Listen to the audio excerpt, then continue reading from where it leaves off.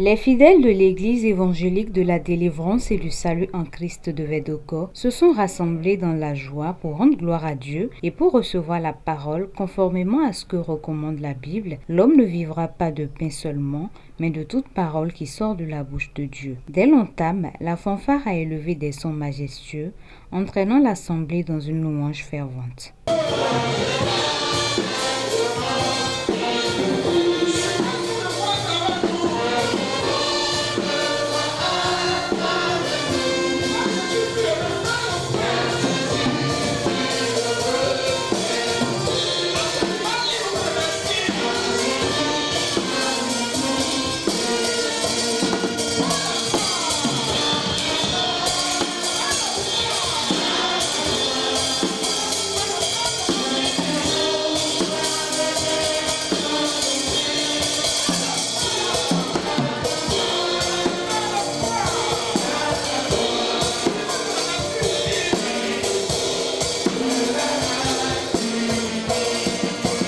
Les chants se sont enchaînés, portant l'assemblée dans une louange encore plus sincère.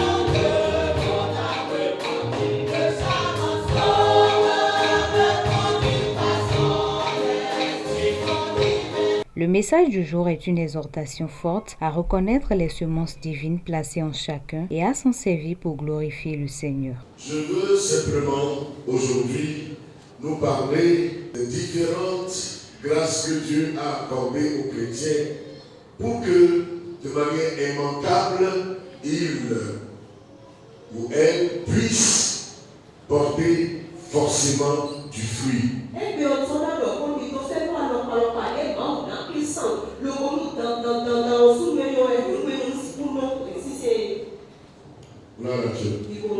Les grâces que Dieu nous a faites sont nombreuses.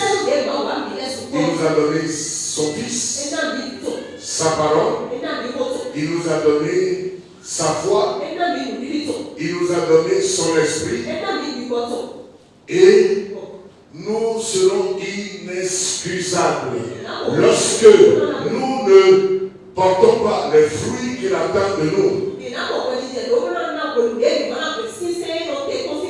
Il a dit, moi je vous ai choisi, je vous ai établi afin que vous alliez et que vous portiez du fruit, afin que ce que vous demanderez au Père en mon nom, il vous le donne.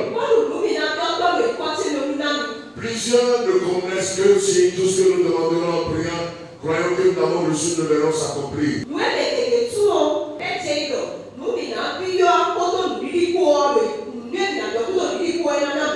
Il y a bien de gens qui ne savent pas que nous sommes comme un arbre que Dieu a planté et il attend du fruit à cet arbre. Et si nous portons du fruit, il est content de nous.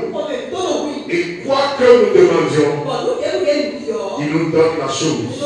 Il dit, afin que ce que vous demanderez au Père en mon nom, il vous le donne. Il a tout donné. Il a donné son Fils Jésus.